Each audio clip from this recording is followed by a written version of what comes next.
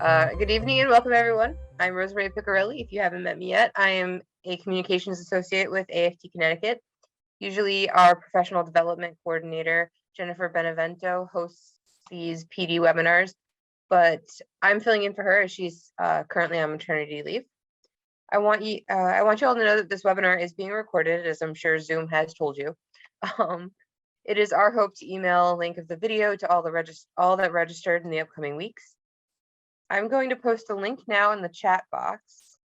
That link is to a quick survey. If you could please click that when the webinar is over, we would greatly appreciate it. It helps us learn what you guys want to see going forward in public and professional development opportunities. And I'll remind you all again at the end to do that. Now I'd like to welcome Stacy Vocasek. Maybe I got her last name right, who will be presenting today's webinar, Promoting Student Voice in the Classroom. Stacy is a member of our Eastconn Federation of Teachers, Local 4238. Before I give the floor over to Stacy, I would like to snap a few screenshots for our social media. So make sure your hair is all fluffed the right way. I'm gonna change my video settings so I just see, and then I'm gonna hide because no one wants to see me. All right. Well, that's not fair. Maybe we're all going to do like this. We can take one like that. All right, let me know when you guys are ready. And smile. Oh, more smile. Excellent. Got what I needed. You guys look great. Okay. And so without further ado, Stacy, you can take it away. Awesome. Thank you so much, Rosemary. Hello, everyone. Happy New Year. I know it is the 11th and we are far past the wishing of the new year, but I haven't seen you all. So there we go. I hope that you are having a good start to the calendar year, back to school, that you're breathing. And I would like to thank you in advance for your patience. I literally pulled into my parking space 10 minutes ago and got in and I'm here. So I'm a little frazzled, but such is the life of a teacher, right? We're always doing something pretty, oh, I love that. We're always doing something pretty quick. I would also like to thank you for your patience just in case my dog Wheezy decides to make an appearance, whether in person or by bark, because she is quite the attention seeker. So thank you very, very much. I don't know how you guys are feeling about this school year. I'm really overwhelmed. And I teach high school. I teach at a performing arts magnet high school. And we have a lot of staff and students out right now due to COVID. And I know that you're all probably dealing with similar things and staff shortages and bus driver shortages and all that stuff. And thinking about giving up control is kind of an odd thing. And yet that's part of what we're going to be talking about today, because we're trying to hold on to the things that we can control because there's so much out of our control. But we're going to talk about how we can incorporate more voice and choice into our classrooms. So just keep that in mind that I do teach bigger kids, but I think a lot of the things that we can talk about tonight can be modified for younger people. So I'm gonna share my screen. I feel like my hair looks ridiculous, but that's okay. Share screen.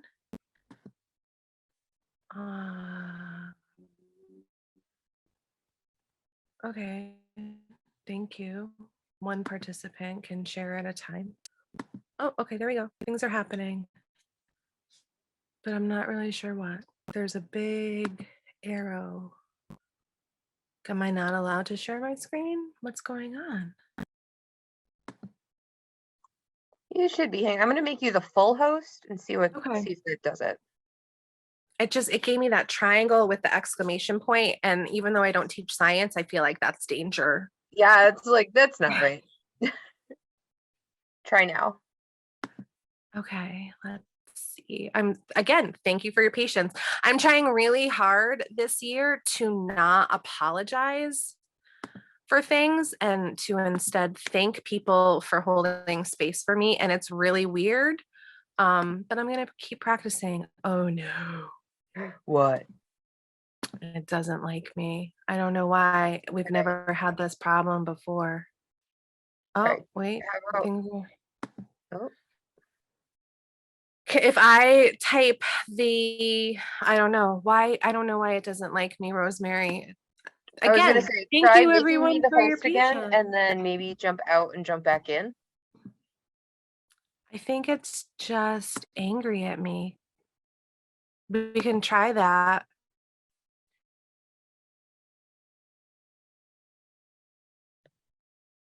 Oh, did you free? She froze.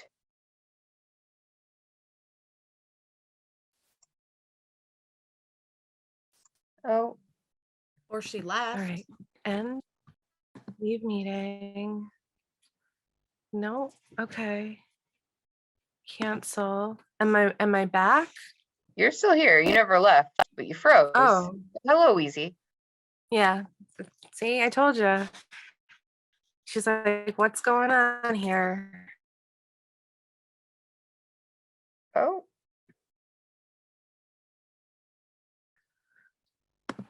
This is so fresh. Oh, maybe my internet connection is unstable. I'm unsure as to why, but let's see what happens now. oh, oh, that's Something is something. there. Okay. Oh, there we go. Yeah, we're winning. So thank you, folks. Again, I'm trying not to apologize. Okay. So here we are. I would like the chat box up if possible. There we go. All right. So we're going to think about student voice and choice in our classroom.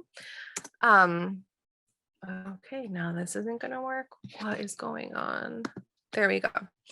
So basically the overview of this workshop is talking about some ideas and instructional strategies to get kiddos more centered. I think a lot of times, we're the teachers, we know how to do things, so we do a lot of the work. And we can probably take some of that off of our shoulders. And especially I think right now, we are making 1,005,000 decisions like every 5 seconds. And a question that I want you to consider, if you haven't considered it already, is, am I the only one that can make this decision? Because sometimes the answer is going to be yes, and other times the answer is going to be no. Like, I think we tend as educators to do all the things because, one, we know how to do them. Two, sometimes it's a lot faster if we just do it. And three, it's for some people, not everybody, it's like a control issue. Like, it's my classroom, it's my space, it's my this. And this is kind of a starter place to kind of stop thinking of the me, and going into the we. Which sounds really funny. I feel like we should sing the Three Little Pigs. They went wee all the way home.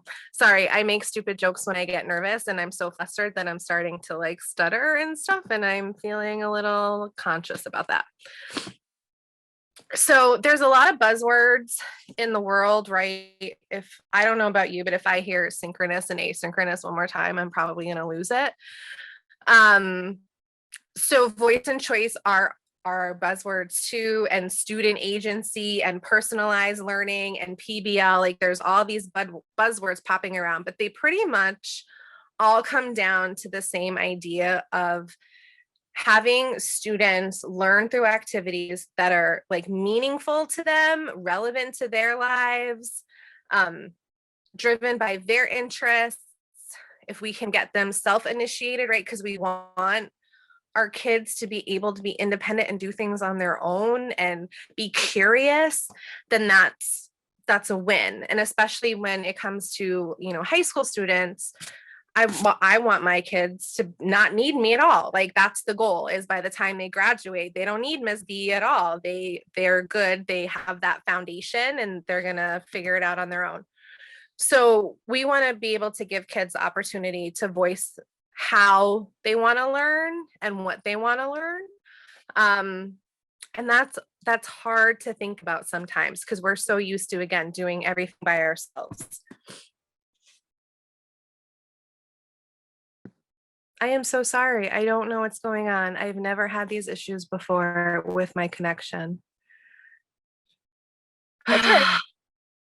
I think Okay. we all are at the point where we understand like digital issues. I'm like, what is going on? Like never once in all of the webinars that I've ever done, I've never gotten kicked out as much as we have tonight.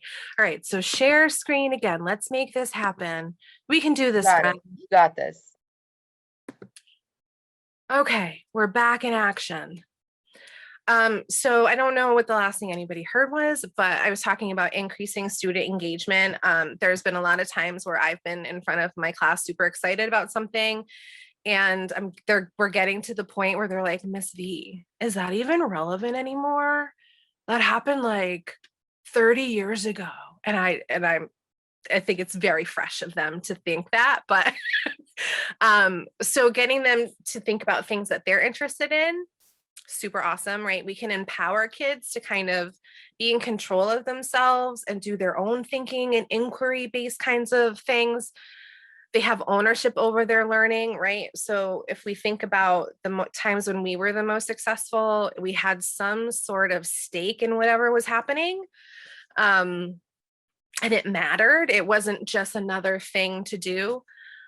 When we get the kids centered in the learning environment, they can feel more like they matter, not only to themselves, but to us. If we're listening to the things that they have to say and are interested in what they want to know more about, then it's a relationship builder as well.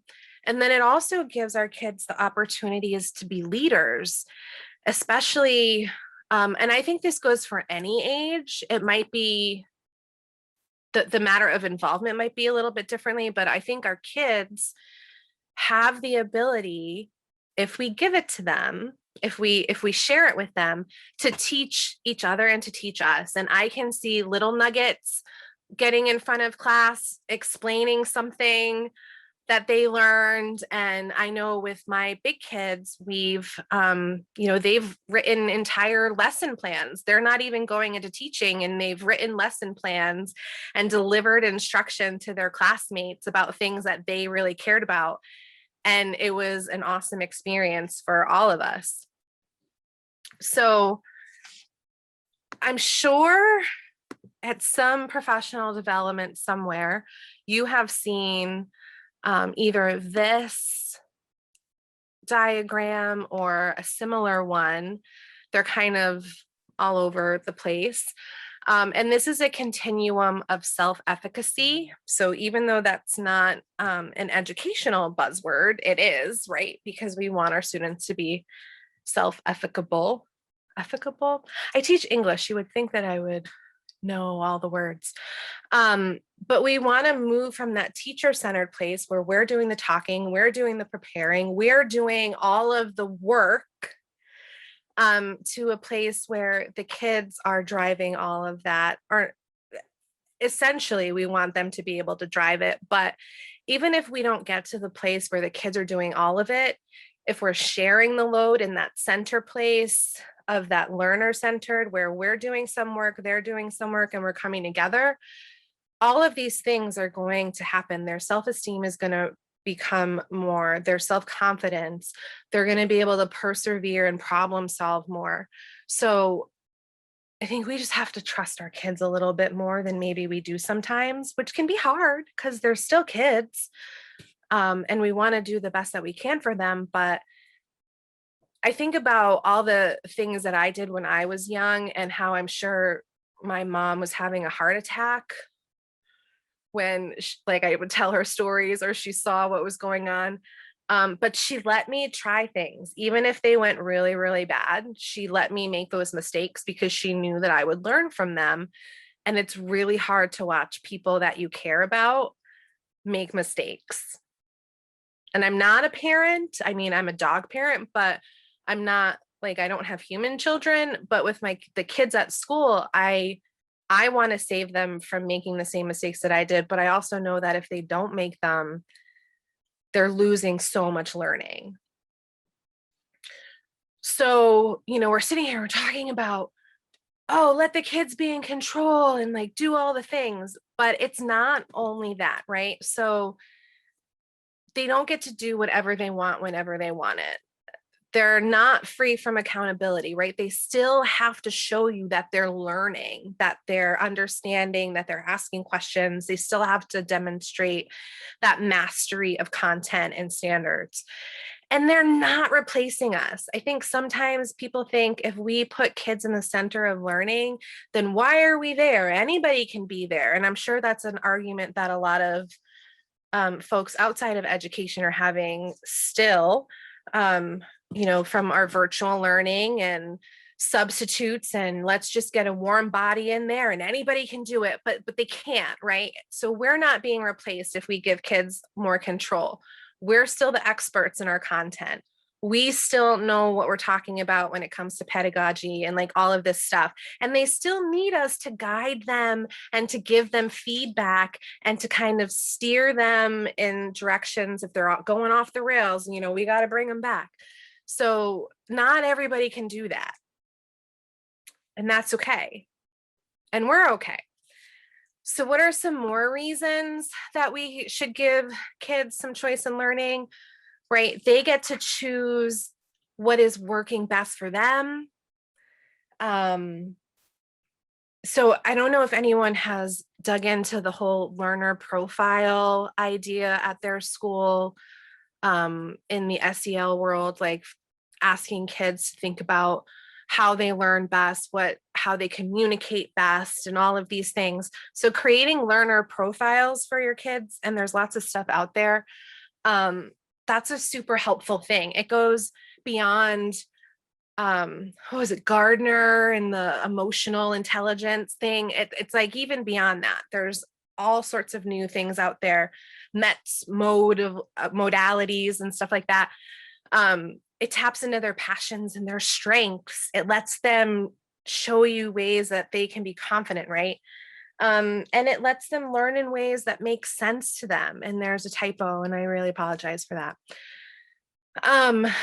So they get to kind of have a say in, what they want to learn. They have a say in the process that they use to learn it. They have a say in when, right? Sometimes there's some classes where you're able to kind of give kids a little bit more freedom. So if I'm thinking about, American literature, I might give the kids like, these are the major time periods in American literature that we're going to talk about. And I don't care how you get there, but we're going to do stuff with all of them. And if you want to start in this place and you want to start in this place and you want to start here, that's okay. But these are all the things that have to get done. And then they also have say in how they demonstrate their understanding. So it doesn't mean that they're not going to be taking risks and making mistakes or, trying new things, because that's where you as the expert comes in, right? You get to offer guidance and feedback and advice, and you can help push them outside of their comfort zone. But together, right, you get to create a place and a space for your kids where trying things is encouraged, where it's celebrated, where they feel comfortable saying this did not work. And that's okay. What did you learn from the process? Because sometimes what we learn from the process is more important than what we learn from the product. And coming from a performing arts background and teaching there now, it's all about the process, like I'll share some examples in the past, but my kids have done some things where I have just sat there like this. I'm like, it's okay, Miss V. Let them go, let them do it. And then, when we're discussing and reflecting in the past and we talk about like, well, how did that work? And they can say it didn't work. And then we should have done this. And if we do this again, this is how I want to do it. And then you can think about, well, all right, are we going to have time to be able to do it again? Or are we going to move on and try something new? So process is so, so, so important.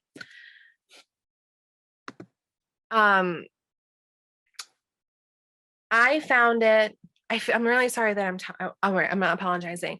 Thank you for letting me talk at you right now. I want to get through some things so that way we can have some conversation. So I really appreciate you sticking with me. This was something that was very hard for me, giving up control of my classroom. I didn't like it, and I still struggle with it, but there are moments where it is so worth it, and it is so freeing, and it is so helpful, that I feel like I've gone through therapy without having gone through therapy, in just letting myself kind of go a little bit. And we don't have to do it all at once. So another kind of buzzword in our world right now is, that gradual release of responsibility, where we're moving from the teacher responsibility to the student responsibility, but there's a lot of middle ground, right? So if you're a teacher who's constantly, or not constantly, but if you're a teacher who's giving kids quizzes because you want to make sure that they recognize and understand the content, or you're preparing them for SATs or the STAR test or something else, that's a lot of us. But maybe, on a 10-question quiz, 2 of those questions were student created. You're still guiding it, but they're putting a little say in, or maybe it's something that they struggled with. And so we want to go from that talk, I'm going to show you, I'm going to do it, watch me, to like doing it together until they're able to do it alone. And I think a lot of us are very familiar with that process. We do a mini lesson. Let me get out this information. Let's do some practice. Now you practice on your own, kind of thing. I think a lot of us do that. But what if it was, let me show you on Monday what this is going to look like, and on Tuesday, we're going to do it together. And then on Wednesday, I want you to think of how you can take this idea into your own curiosity, and how can you make this work for you? And the kids all choose different things. And then Thursday they're working, and Friday they present. So we've helped them, we've given them that model, but then they kind of take that idea and they run. I think that's really cool. So a progression can be something as simple as, simple choices. We're going to be reading American literature. Here are 5 books that you can choose from. That's still a choice, right? We're not telling them you have to read this book, even though it has nothing to do with anything you're interested in.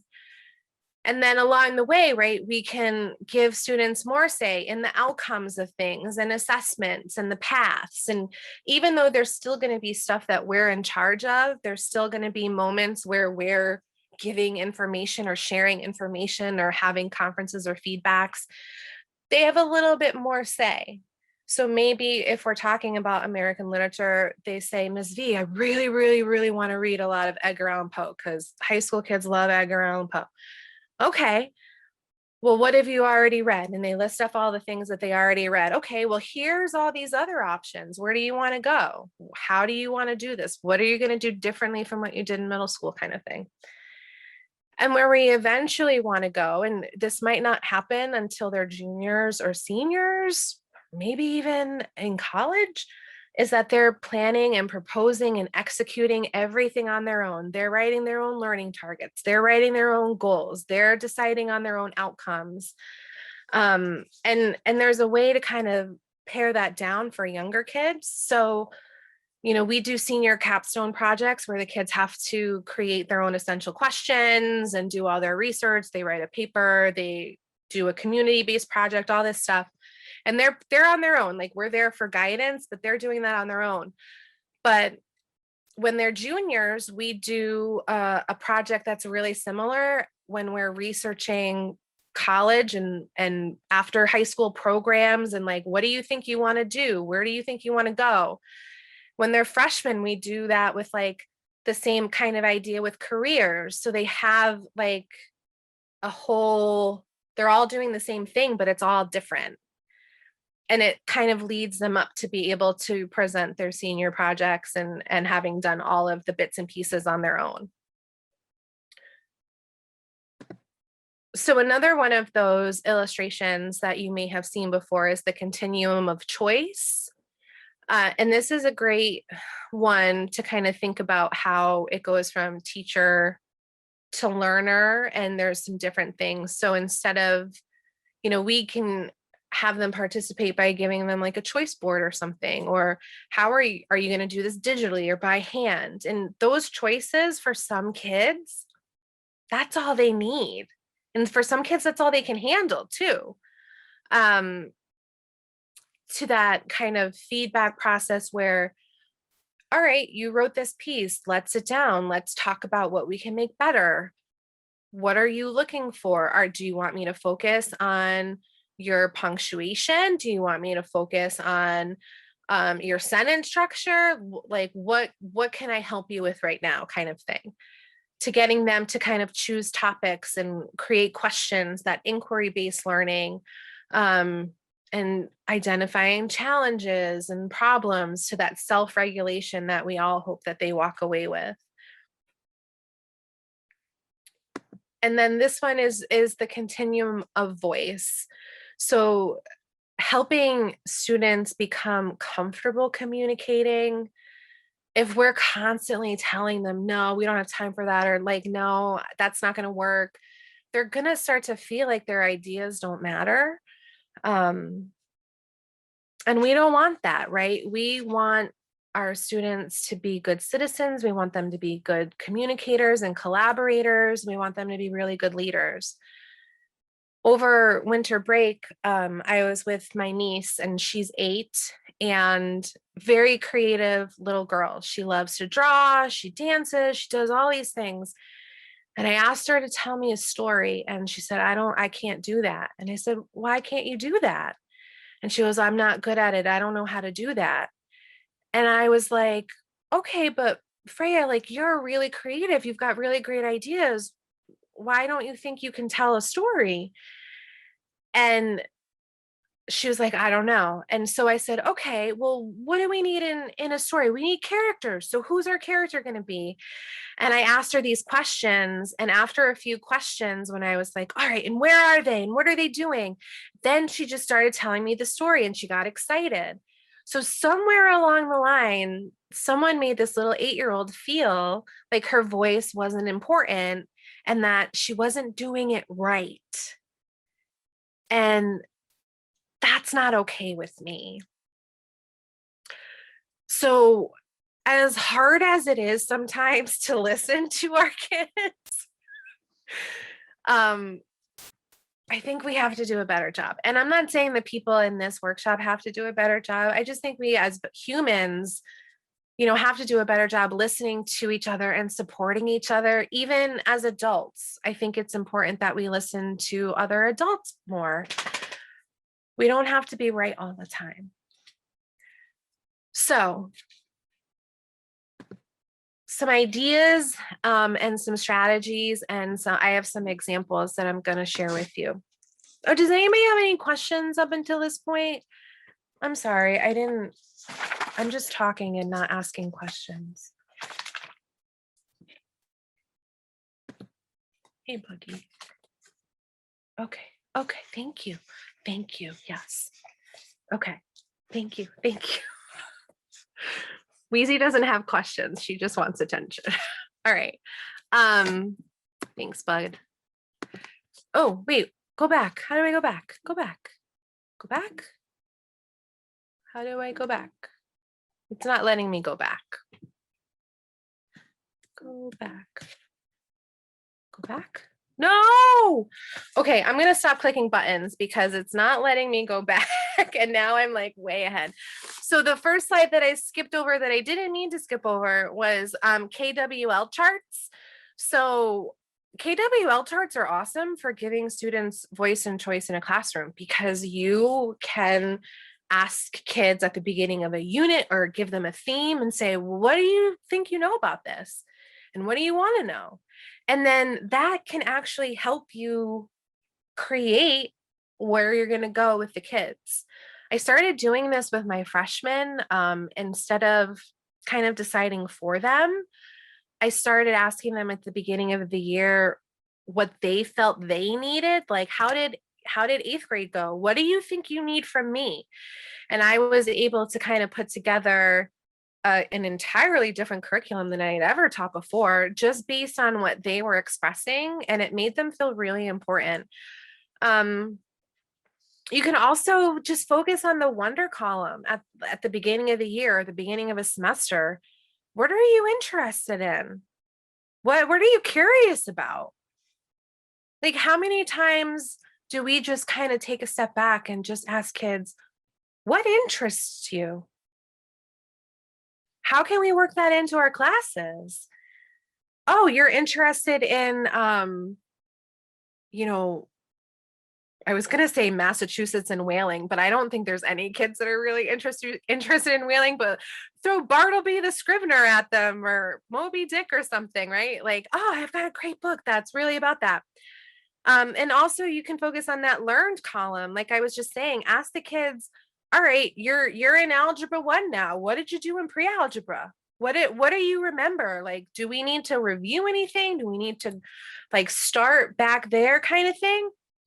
That would be a great place to make them feel like they're important. Their experiences are important. What kind of responses do I get when I ask what they're curious about? Sometimes it's appropriate, sometimes it's not. But I had a lot of kids. So because we're in art school, one of our majors is audio visual. So they learn how to, shoot film and edit and all that stuff. So I've had kids say like, I'm really interested in learning how to like code and make a video game. Okay, I don't know anything about that, but like we can figure something out. I'm sure I could find something about something somewhere that we can bring into class. Or a lot of the kids right now, I feel like I'm having deja vu, the 90s are coming back. So they're listening to all these bands and things from when I was in high school. And I'm like, what do you know about that? So they're like, what was it like? It's so just surreal sometimes. So talking about like music, or I really want to know how to write a song. Like, how do you do that? How do you write a song? Or I've never read a book that I like. What do you think I would like? I don't know. Let's figure it out. So there's a lot of different ways that kids kind of approach that. And I think when you give them the opportunity to just kind of be free and just like whatever you're curious about, like I'm curious about like, food from different countries and stuff. And I want to know more about how to make these certain things. I don't know how to do that. I'm Italian. I know how to make lasagna. What do you want from me? Like, I don't know how to do other things. Was that your question? I see your little hand up. I can't see your name or anything. You're good? Oh, awesome. Awesome sauce. The second slide that I skipped over, and I'm not touching the screen, was just some sentence stems about giving choices. And just so everybody knows, I'll put the link to this presentation in the chat box when I finish, so that way you have access to it, because there's links and stuff inside. So just some basic things, like we're going to practice writing sentences today. You can write about this or you can write about that. It doesn't matter to me what you write about, but we're writing sentences. We're going to read a book. You can choose between this one and this one, or you can demonstrate your understanding by choosing one of these tasks. we're going to have a discussion and everyone's going to choose one goal from this list to kind of focus on in the discussion. So maybe it's, looking at the person who's talking, or maybe it's saying something like, I agree with so-and-so, here's why. So giving them kind of things to focus on. So those quick choices, like and I think that, honestly, I think this is going to sound so silly, but I think I really started to think about that more when I was following this like fitness influencer on TikTok, and she was doing this with her 2-year-old. Like, no, we're going to take a nap, and so you can wear these jammies or these jammies, but we're taking a nap. And but and I think that that's good for all of our kids. Sometimes it's just like, this is what's happening, you can do it this way or you can do it this way, but the end goal is going to be the end goal, my friend.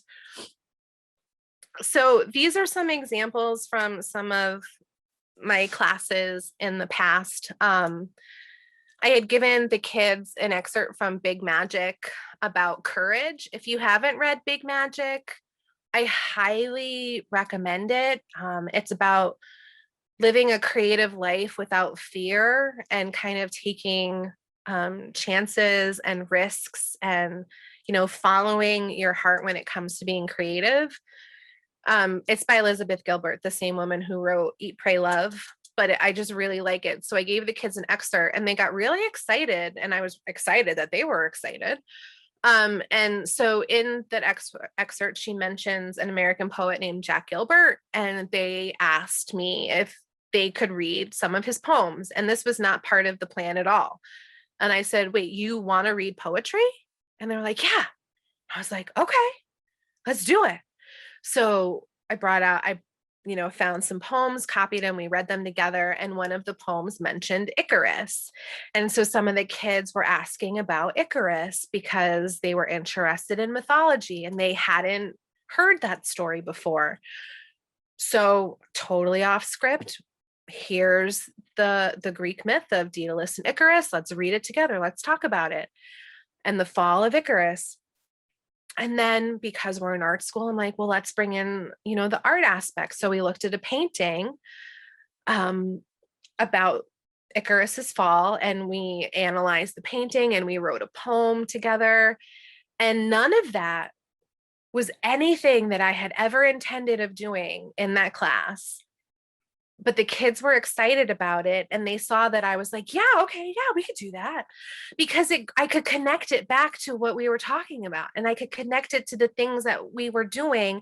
And so what if we didn't read another book? We did this instead. Does it matter? Maybe I'm a terrible educator for saying that, but I think some of the things that we get so worked up about probably don't matter as much as our administrators tell us that they do. So I was all for it. And those kids graduated, I don't know, 3 or so years ago. And one of them just came back over before winter break and was talking about that. So I think I won.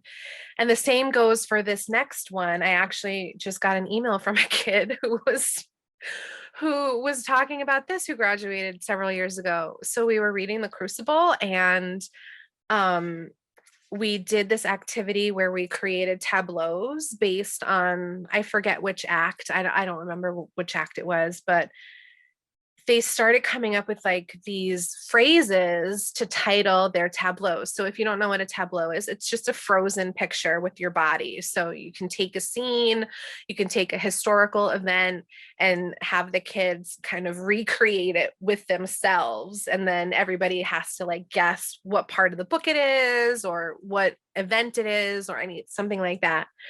And so they came up with these names. They're and I'm laughing because it's still like so in my mind. It was like the Judgy Boys. So they were talking about the judges in the witch trials. They were the Judgy Boys. I was like, that sounds like a boy band. And then some of the other kids started popping up like, well, what about the Poppets? Right? Because there was the doll that she had made and called it the Poppet. And then they came up with Tituba and the Girls. And then Panic at the Witch Trials, because they were all super into Panic at the Disco. And so then they were like, I think we need to do this, miss. And I was like, I don't know what you're going to talk about. They're like, we need to make Crucible the musical. And I was like, I don't know what that means. And they came up with this idea that they were going to break up into these musical groups based on these names of the tableaus. And they were going to write parody songs. And they were going to retell the Crucible, and they were going to analyze the characters. They were going to do the whole thing. And because we're in art school, we do have a recording. I wouldn't call it a recording studio, but we have some sound booths and recording equipment. And I swear to you, these kids wrote 12 songs, recorded them, burned CDs, made jackets for the CDs, and they started to put together a music video. And we took notes and we asked questions, and they did all this problem solving. And they did it. They made Crucible the musical. It was awful. It was so bad. It was so bad. I was like, this is not appropriate. Where did you come up with this? Why are you doing this? And not all the kids were singers, so they were trying to sing. It was something, but they were so excited, and you could really tell that they understood the story. They understood the characters. They got this message, and they were so proud of themselves. And I have a copy of it somewhere, but it was just, they loved it and they remember it. Another example was, we're reading short stories. They decided that they liked the murder mystery ones the best. And then they asked if they could write a 1-act play. And I said, okay. So they did, and they did all the blocking. They did all the costumes. They did all the scenery. And then they were able to perform it on stage for an audience. They went through the whole thing. It was like one of those things where sometimes, you got to put your plans on pause and let the kids kind of work their magic, because you never know what's going to happen. Any questions about anything there? So we're going to kind of move into the little last bit about choice boards. So I don't know how many of you use choice boards in your classrooms, but these are great ways to give options and give choice that's a little more focused, but also you can get the kids to help make choice boards too. And there's all sorts of different ways to put it together. And I'm going to show you a few different ones that I've got. And there's some links. So when you get the link to this presentation, you can check them out more on your own. So the first thing I've got for you is creating a standards-based choice board, right? I don't know how many of you are in standards-based grading land, but this might be a helpful way to kind of attack some of that. And it doesn't have to be a huge choice board either. It could be, 3 choices for one standard. Like if you can accomplish this task, then you've shown me that you've mastered this standard. And it's a helpful way to kind of keep track of that too. Recess activities, I love it. Oh God, I gotta stop clicking on the thing. And it won't let me go back when I click the back arrow. I just don't understand. But anyway, so I have directions there, but I also have a link on how to get there. So this is part of an example. So the standard that I created one for was gathering relevant information for multiple print and digital sources, assess the credibility, blah, blah, blah, blah, blah. So I gave the kids 9 options and I color coded them. So I looked at the DOK and I kind of looked at different levels of what my kids could handle, because I knew there were going to be some students that needed a lower level of work on the DOK than others. Like some kids were at the synthesis stage and some kids are still at the, recalling information. So I color coded it and I said, you have to choose from the different colors. kind of work your way up. And then I linked things. I'm going to click on this and I might have to reshare my screen, but I think we'll be okay. No. Okay. So technology is not my friend tonight, and I really apologize. And I'm afraid to click on this because I don't know what's going to happen, but this is a virtual choice board. And when you get the presentation, you'll be able to kind of check it out. Lise, I need you to go away, baby.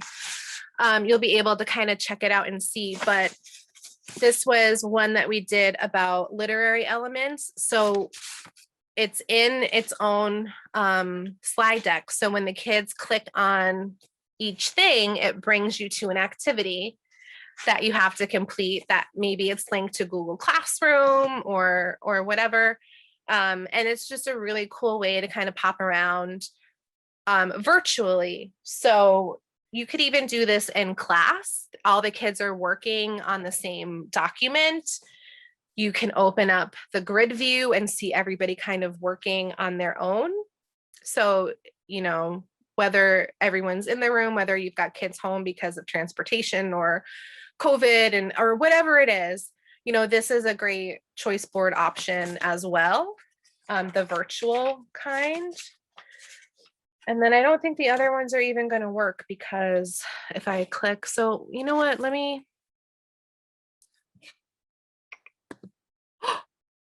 It's gonna work. This one will work. Okay. So if I click on, I know, thank you. You can still see this, right? You can see everything. So if I click on character, it goes to slide 2. And here's the link for the assignment and the directions. And then I made a little home button that brings me back to the front page. So they can then click on like another one and go to the slide and they can do their stuff. So you'll have access to this. So if you wanted to make a copy of it for yourself and then kind of fill things in with your own content, you can do that. I'm totally cool with that. I think we all need to share a little bit more. So if I go back here and then go here, so, you know, I've got my inspired creative writing. This was one of our things where we had, you know, I don't know, 5 times 5, so 25 choices, which sounds like a lot, but when you have to do a lot of writing, it makes a lot of sense to have a lot of options. So these are just all different writing topics for my inspired creative writing class. You can have kids make bingo or you don't have to make bingo. It's really kind of up to you. Yeah, there. Another way to kind of set it up is I have like an early finisher one where, you know, kids are looking for things to do when they're done. Here's a way that you can incorporate multiple content areas. So like here's, you know, a research for math, research the prices of basic stables of the time period that you're talking about and compare them to today. So you finish your activity, here's like a quick thing that you can do to kind of stay busy. And then maybe you can share with the class what you found out. And I not obviously, but I have art stuff in here too. This got all weird and I don't know why it's like that, but you know, identifying and analyzing a piece of art or talking about a song. So different things of the art world. And then you can also, you don't have to make like a bingo board if this loads. You can have different, so here's like podcasts. So this was for a poetry class.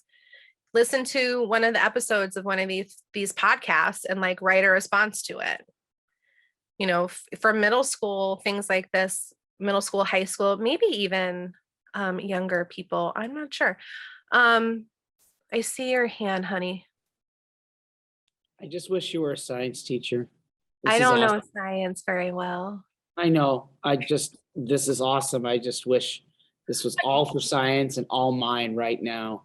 But how cool would Great. that be to like take this template, right, and put in science podcasts, to Yeah, put in like, so these are major poetry websites, like have them go to like National Geographic or whatever and have them look at things. How else could we change that? YouTube videos. Hey, we're talking about motion, like check out these videos and try to recreate it or something. TED Talks. Again, so this is a format that I think any content area, you just delete the links that I've got, put in your links, maybe change the directions a little bit to kind of fit more what you need.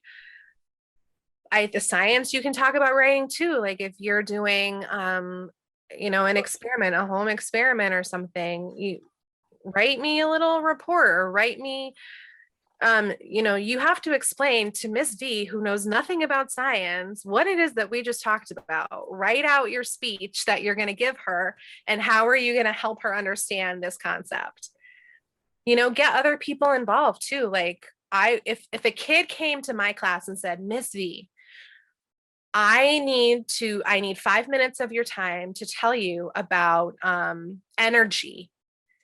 And I'm, okay, tell me. Because I might not know if the content is right, but I can give you feedback on how you're communicating to me.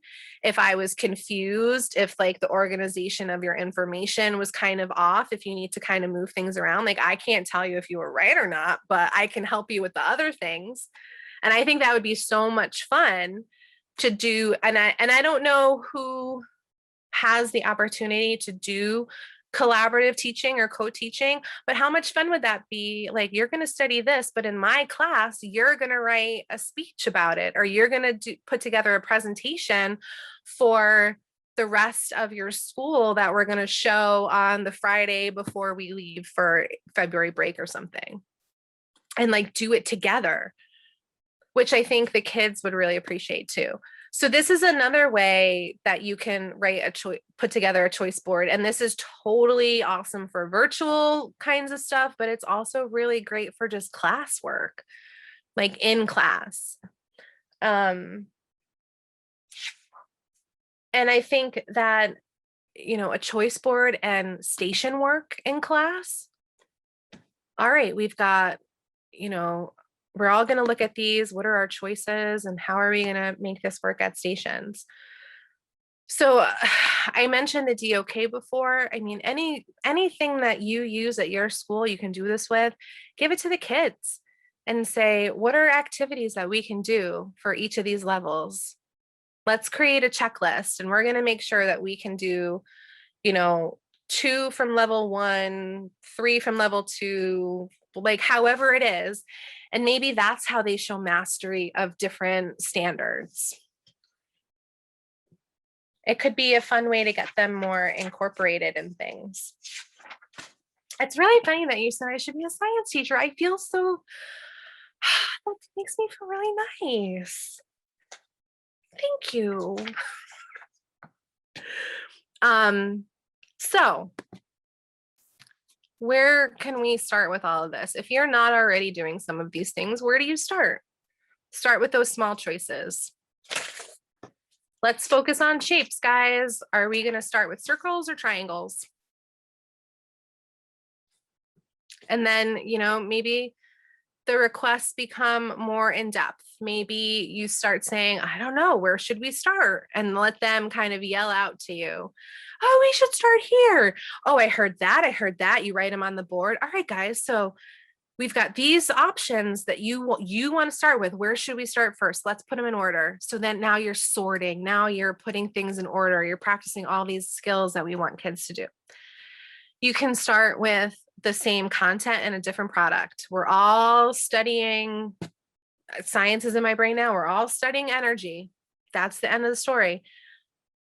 But how you demonstrate your understanding of that, here are 3 choices and you get to decide how you're going to do that. What one's going to work best for you. And then you could flip that, right? We could do the same product. Everyone is going to do research paper. Everyone's going to do like a slide deck. Everyone's going to do like a short presentation, whatever it is. but the content is going to be whatever it is that you're interested in. Here are the things, maybe you give them some options that they can choose from. Maybe you let them go on their own because you're focused on the process. Either way, they're producing something and they're having some sort of choice. So out of all of the things that could happen, like these are the easiest ones to get started and to get working with and to get comfortable with before you give kids the run of the roost. Is that the phrase, the run of the roost? I think it is. I'm not sure. I don't live on a farm. I just live next to one. So that's really all I have for you. Not like all I have, because I feel like that was a decent amount. So let's have a little chit chat. Is there an upcoming unit or lesson that you're getting ready to put into your classroom that you think you could or want to try adding in some options and choice for the kiddos?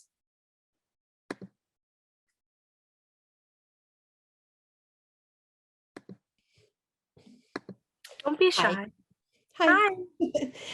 So I teach fifth grade. Hi, fifth grade. Hi. And we this year are really focused on standards-based learning. So that's kind of all new to me as well. So I liked the option of, picking that standard. We're moving on to theme next, like determining theme, and fifth grade is all about citing evidence. And so I'm, curious for myself as to how I could take your idea of that one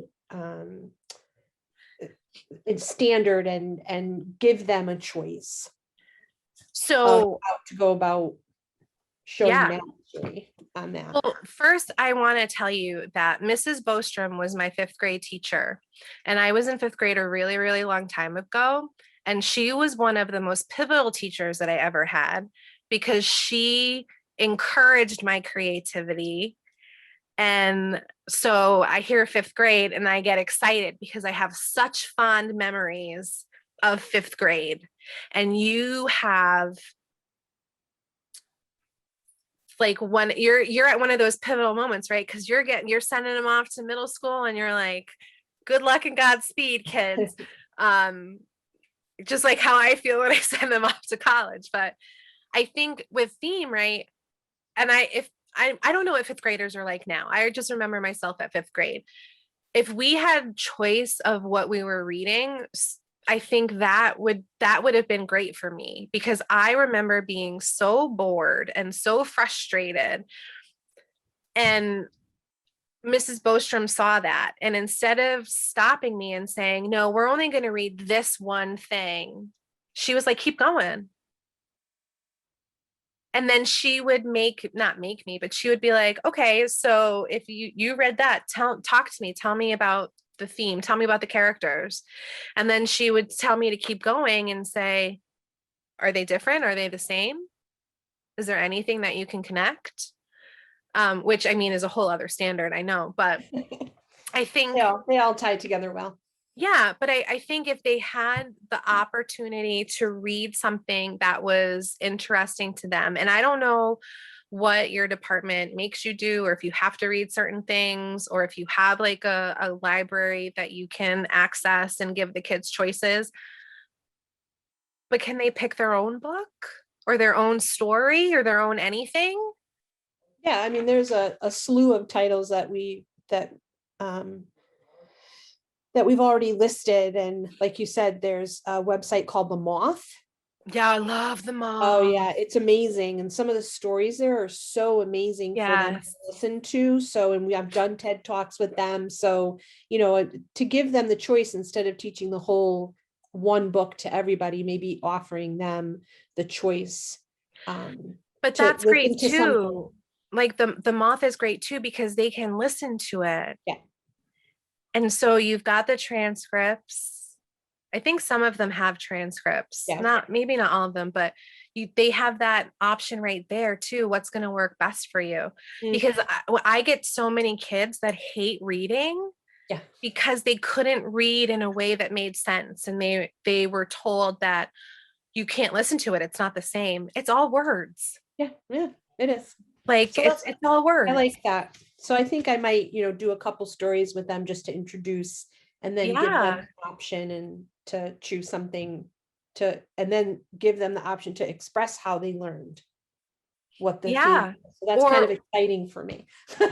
Or even like have them do their own writing. Like so whatever theme that they could pull out of their book, can they write something related with that theme on their own? That's a great idea. Like how fun would that be? Because then you really know if they understood what it meant. Yeah. Cool.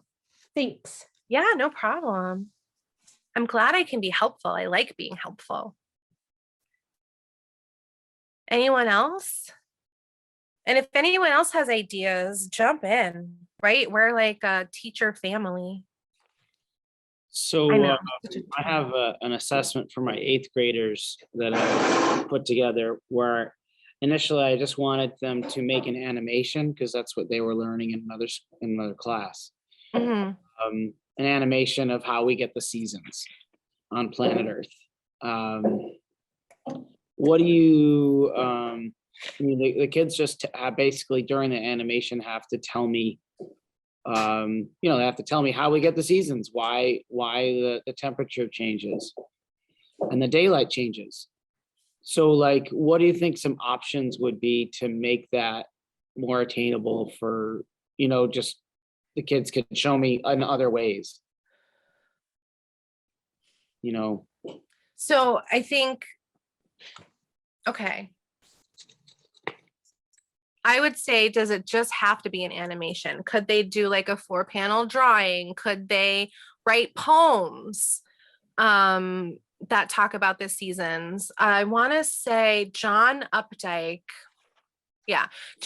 has this book of poems. It's like a calendar of poems, and don't ask me the title because it's in my classroom, but it's like there's a poem for every month, and then there's like an illustration that goes along with the month. And so that would be a really great thing for your writers, kids who love to write, like even if it's just one poem and each stanza is a different season and they have to transition in some way, like how fun would that be?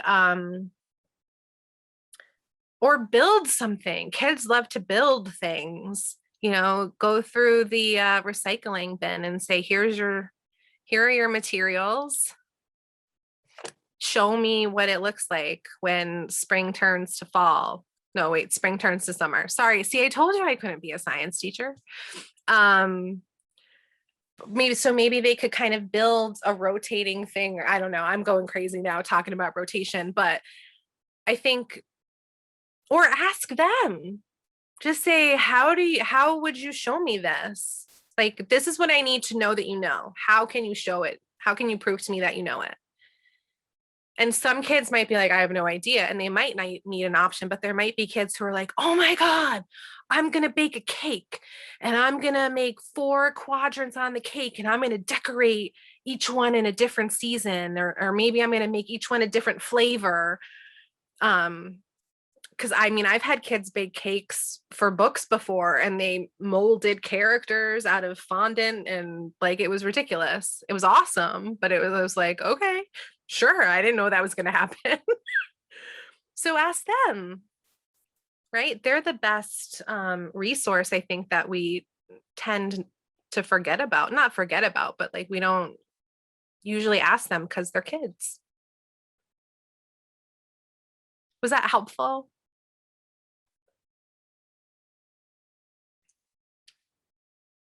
So what are we doing? Like right now, my freshmen are doing the big read.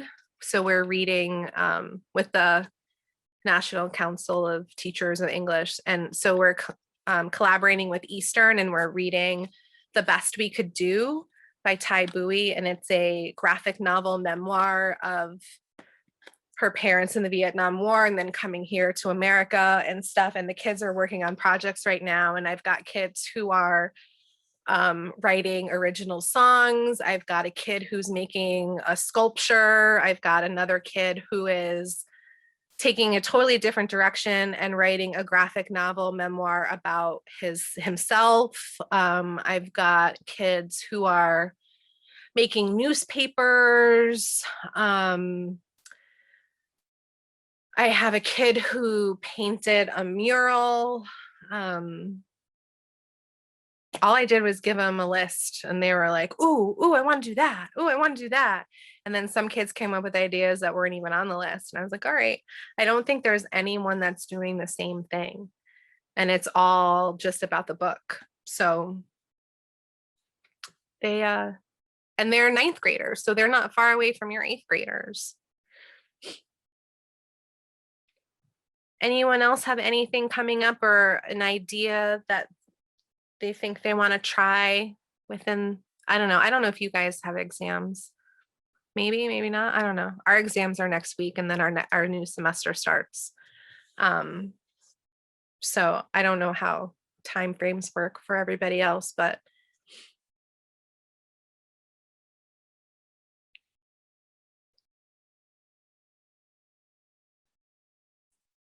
maybe not. So I put the link to the presentation in the chat box. So please feel free to open it and make a copy for yourself. And then you can access the links, and there's stuff to choice boards and that virtual, not the virtual one. Yeah, the digital choice board. And there's a link to like the steps of creating a standards-based choice board. So Elizabeth, if that's something that like you and your team want to like look at more, there's like a document that you can use together. Linda, is that your hand, honey? Yeah, I'm struggling finding where the raise hand thing is, so I just Oh, did no that. worries. I I do that too. I'm like, I clicked on each link and I feel like it brought me to the same thing both times. uh-oh. Like it is the same slideshow, both of them. Yes. Yeah. I just put it in twice. Oh, I thought you put in two different links and No. I just put it in twice. Just because Okay. like sometimes, well, I mean, it's not like the chat box is blowing up, but just sometimes like things get lost. And I just wanted to make sure that everybody saw it. Yeah. No, it's the Okay. same one. Okay, sorry. Thank you. No, why are you sorry? Thank you for allowing me to ask my question. Isn't it hard? Yeah, It's and so now hard to not apologize. I can't get back to like where I can see people. I don't know what I did. So whatever. I can just see one little corner of you in the corner of my computer now. So at the You bottom ever of open that that box, thing? there's a box with like an arrow shooting that way. Yeah, no, it's asking me if I want to leave the meeting. Oh, No, okay. not do that. So there's like a carrot on the left, there's the microphone, the video, and then there should be like a little square with a green arrow shooting up towards the sky. Oh, maybe she just left. Oh no, did I get Linda kicked out? No, she's there. No, you No, didn't. I'm here. I just, there's no way for me to, oh wait. Exit minimized. Oh, thank you. Oh my No God. problem. Because No I couldn't problem. unmute myself anymore. Thank you. No I was gonna- worries. I was gonna say only one thing. This was great, by the way. This totally got my brain kind of going. Cool. When I noticed that your link says edit on it, so Uh-oh. some of us might change your stuff. But if you put a link that says change the word edit and change the word into copy, it'll automatically make us make a copy of it. What? Yeah, try it. Change the Stop word it. edit with a little question mark, leave the question mark and change it to the word copy. I figure I'd give you something. Oh. Oh, you stop it. Is that real? It's real. So try to change the text. To to say copy? Edit. Yeah, so put your link in before you press enter. Change. No, I did. text. Okay. Okay. I took out edit, I put copy. Really? Yeah, now click on it yourself. Well, nothing's happened. Oh, I got the spinning wheel. See, this is why we all need to like talk to each other, right? Because who knew? I didn't know that. Copy doc. Shut the front door. Yeah. Oh my goodness. I learned that last year. Blew my mind. That's the best. Google Drive Thank you has not stopped so much. surprising me. No, there's so many like little things and you're like, what? Most of the time I just ask the kids to do things for me. I'm like, can you do that? I don't know how to do that. If no one else has anything that they want to ask or share, I mean, I'm not going to make you sit here and stare at me for another 14 minutes. Teresa is texting me. Well, she's on here. She's 786-378 that she can't get the screen back, but she can hear everyone. So Oh, yeah. I'm sorry, Teresa. I can see you. Yeah, we can see you. Hi. All right. How long have you been teaching? Me? Yeah. Oh, I'm old. Almost 20 years. I think it's time to retire. No, I'm not there yet. What, I have like 15 more years before I could do that? Is that my countdown? Yeah, I no, just think of like this choice thing is great. The only thing is all I keep thinking of is me being a new teacher. And I don't have all of this background information, all of the texts, all of the things that, really make a good group of lessons. I don't have those yet, You will. And that's why I think it's important to have community, right? Because I love sharing things, and I share things even when people don't want me to share them. And they're like, why are you giving me this folder of things? I'm like, just look at it. Maybe there's something in there that you would want. But the really, I think, especially with the choice boards, right? If you create one choice board, and let's say you've got 9 options, you've got 9 activities. So maybe at another point, your kids aren't ready for the choice board, but they are ready for one of those activities. It's already there. You can just kind of like pull it out. And when you have like a base kind of assignment or a base product, you can connect that with so many other things that it's kind of like a mix and match. I want a little bit from this, I want a little bit from that, and you smush it together and it's a whole new world. So I don't want you to get discouraged. I think it's a lot of upfront, right? There's a lot of finding things, putting things together upfront. But once it's done, it's done. And you have so much that you can work with. So let's say you have, that one that we were looking at with the links to the podcasts and stuff. So maybe you have all of that stuff, but you just give the kids podcasts one week. And then you give them TED Talks the next week or something. I mean, that could be 2 months worth of material. And you're going to build in conferencing, and you're going to build in feedback, and you're going to build in all of these moments where you're talking with the kids. You're going to build in discussion, and you've got so much more than you think. So don't get discouraged. I'd also like to chime in too, if you don't mind, about being a new teacher. I've also been teaching a long time, and I try to pick one thing a summer that I teach myself. Mm-hmm. So maybe you just getting through this first year, just doing what you're doing, and maybe make the summer your option to create a choice board or take what you taught and make it better, and use, student choice as your own personal learning for the summertime. Because I know that's worked for me over the past couple of summers. So Yeah, I being love a that new teacher idea. right now is stressful enough Yes. that, Yes. you have a good idea. So keep it as a seed in the back of your mind and say, well, let me spend the summer doing this. I like But that also idea. involve piece your of other, advice. yeah, but involve the other science teachers, like get a 6th, 7th grade science teacher together, like during a PLC, if you guys have PLCs, and be like, let's do like a tiered kind of thing. Like, this is where I need them to be. Let's get there together kind of thing. Or the other 8th grade science teachers, I don't know how like big your school is or anything, but say, we're all teaching this. Oh, it's just you. So your school is like me. We only have one science teacher, and I have like another English teacher with me, but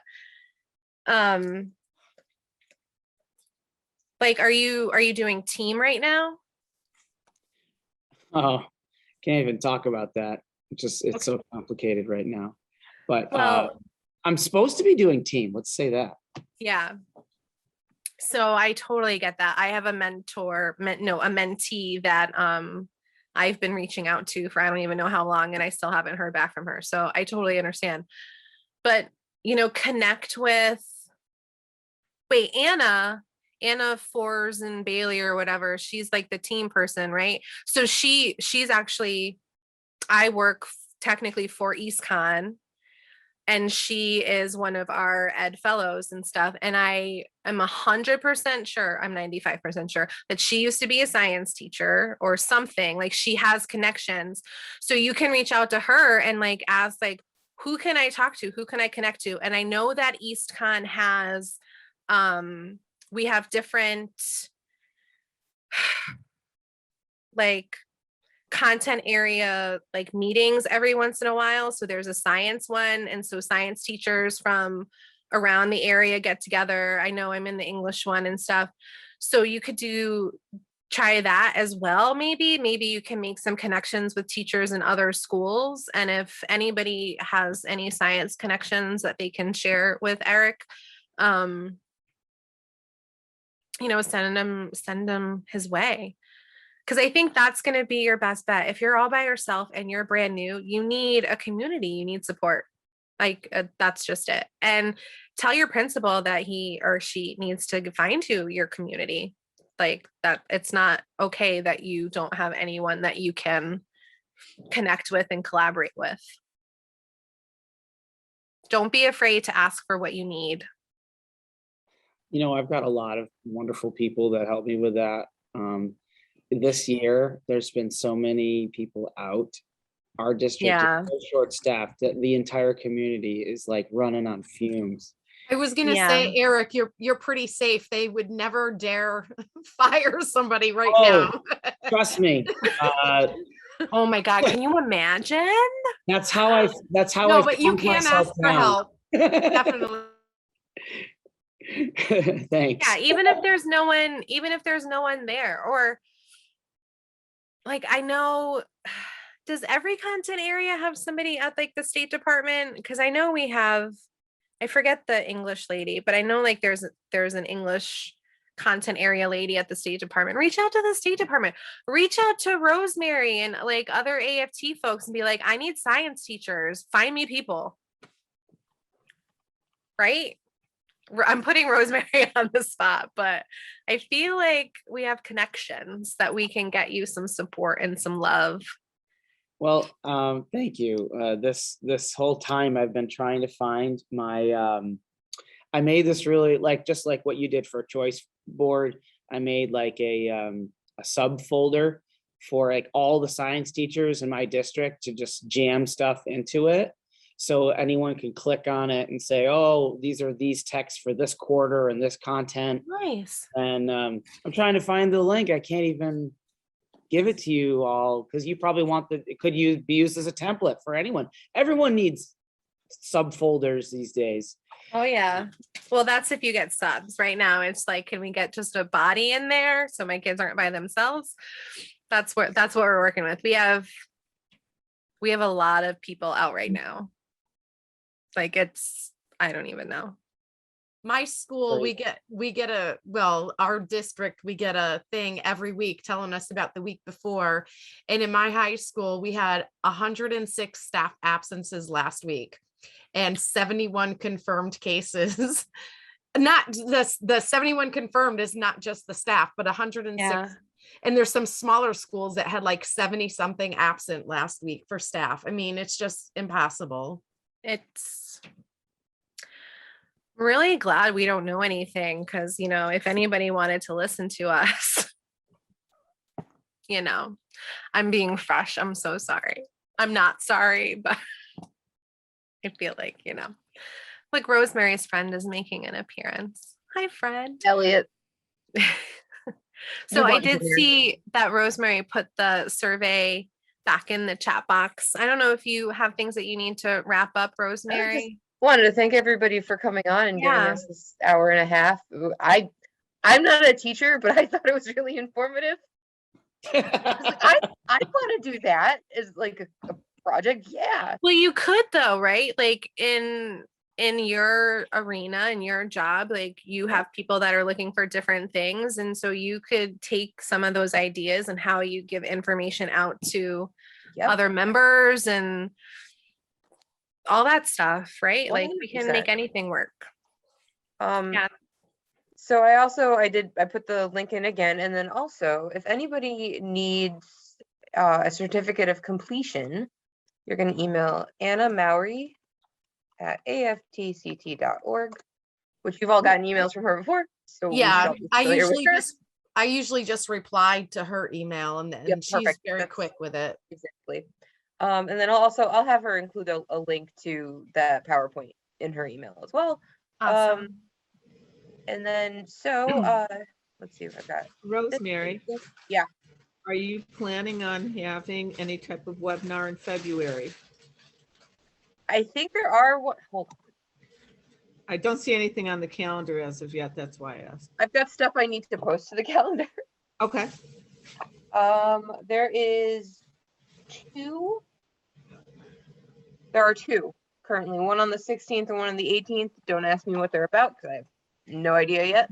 I'm sure somebody somewhere knows. That person's not me. Yeah, that's all I got. Perfect. Yeah. Thank you so much for spending part of your evening with me. I know that we're all busy and it means a lot that you came to hang out, and I hope that it was worth it. So thank you so much. I appreciate you. I hope you have a great rest of the school year and find some you. joy and some peace.